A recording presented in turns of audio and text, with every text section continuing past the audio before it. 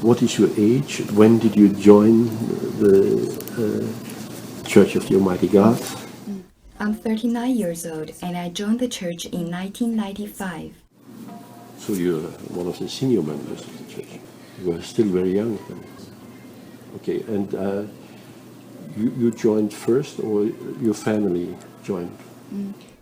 I joined the church together with my mom. Then when did the persecution start for your family? The persecution started when I believed in the Lord Jesus when I was very little. Finally, you decided to flee the country. Are you married? I'm not married. Okay. You are alone here, or your family also came with you, your parents here? I'm here alone. My parents didn't come with me. So when you speak here, you have to be careful with your testimony, right? Because otherwise your parents can get pressure. Since the Chinese government has grasped my personal information, my identity is already known to it. Besides, my older brother is openly looking for me, so it's useless to worry about it. He's in this picture. So that must be very difficult for you. I can imagine. Okay. And what would you like to share? What is most on your heart? What would you like to share with the public or with the human rights community about this situation now? My brother came here and I was very surprised. I didn't expect him to come because he knew I was arrested once in China. If I would be arrested again, I would be punished with a heavy sentence. So I thought my brother wouldn't come here to look for me and try to get me back to China. So when I saw him in newspaper, I was surprised and traumatized. I can imagine. Did he try to talk to you? Yeah. Actually, I expected to meet my brother after I knew he was here. The local foreign affairs police officers negotiated with them about it, but the leaders of those demonstrators refused it and said that we could only meet our family members after the demonstrations. Okay. So they are controlling everything. And how do you feel about this? That organizers from the Ministry of Security are coming here to South Korea to demonstrate here. How do you feel about this? I think they were not just coming for me. They were actually come to attack, destroy, and slander our church. Is there anything else you want to share? I'd like to share my experience of being arrested in China. Yes, I'm very interested in this. And I'm sure many others are interested. Your story, how you got arrested, this is very important. On March 1st, 2013, in the morning, I was going to attend a church meeting in Fuling District, Chongqing. When I got off the bus, two plainclothes officers suddenly appeared and grabbed my cell phone and handbag and forced me into a black car.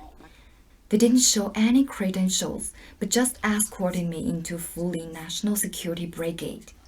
After they conducted a body search on me, they forced me into another car and drove to a huge yard where there was no sign saying where this place is, but they called this place anti-gun office.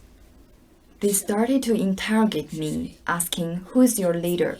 Where are the brothers and sisters you preach the gospel to? And where is your host family?" I didn't tell them, so they twisted one of my arms behind my back and pulled the other behind my shoulder, then tightly cuffed my hands together. Moreover, they started to smash my head and kept kicking my legs with their leather shoes. With my arm twisted in that very painful position, I was made to stand for a whole day, deprived of food and water. At night, after a whole day of interrogation, they sent me to a local detention center.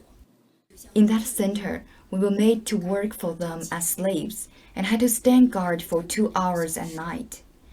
So I was so tired, aching everywhere that I couldn't fall asleep. In addition, we were asked to squat the moment we saw the supervisors of the prison, which made us look like slaves. In the detention center, they interrogated me for 4 to 5 times, and at the end of the month, they took me out of the detention center. I thought I was released, but that was not the case. They sent me to their secret interrogation house in a resort, and they interrogated me for a whole night. The secret interrogation room was located underground, dark and gruesome. When I entered that room, about 8 strong and tall men stood in front of me, threatening me that if I didn't confess anything, I wouldn't walk out of this room alive.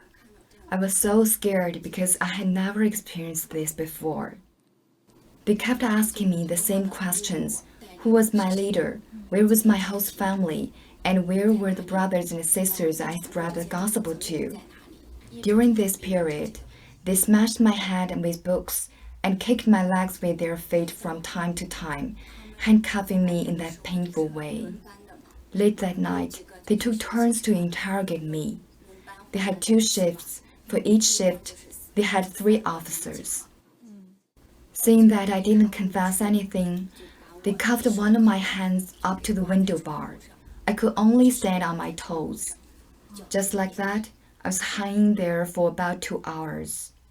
It was extremely painful. At the end, I said to them, "Even if you beat me to death, there's nothing more I could tell." For how long have you been incarcerated? From 5 p.m. that day to 7 a.m. next morning. When the day broke, they saw I was about to die because I had difficulty breathing. They feared that I would die, so they loosed the handcuffs and seated me on a torture chair to which my hands were handcuffed. They didn't get anything out of me, so at about 7 a.m., they let me out. But to my surprise, in the afternoon, they sent me to another local public security bureau and interrogated me till 12 a.m. Afterwards, they transferred me to a detention center. While I stayed in the detention center, they interrogated me every 2 or 3 days.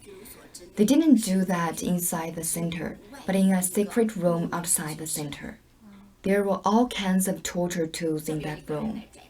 They hit my head and pulled my arms from opposite directions.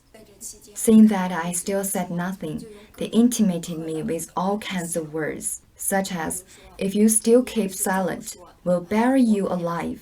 Your families won't know, nobody will know. If you still say nothing, we'll hand you to an old junkie.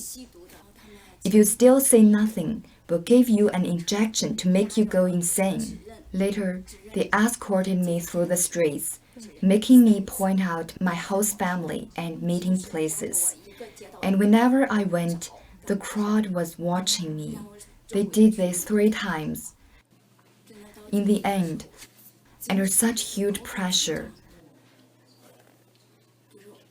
I felt like I was about to have a nervous breakdown. On April 15th, I was released and my brother picked me up. Which year? April 15th, 2013. Your brother picked you up. Is it the same brother?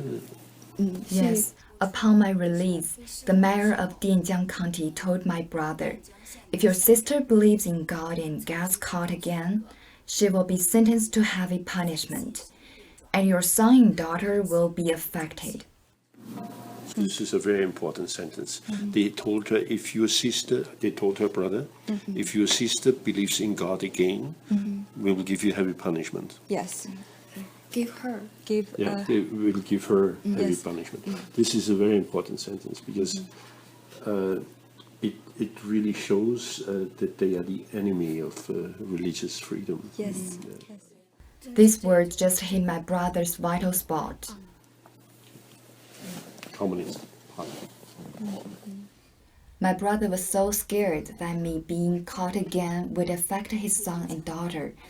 That is, his children would be disqualified from becoming a civil servant or attending college. So I was so surprised that he came here, because he knew clearly if I went back to China, I wouldn't be going back home, but to prison. So altogether, for how long have you been in prison, or for how long have you been incarcerated? 45 days in total. And finally, when you got out, you must have been very scared. Yes, I was so scared every time I saw police officers. Thank you very much for your testimony. Very important. I hope we can spread this testimony. You're a very brave lady.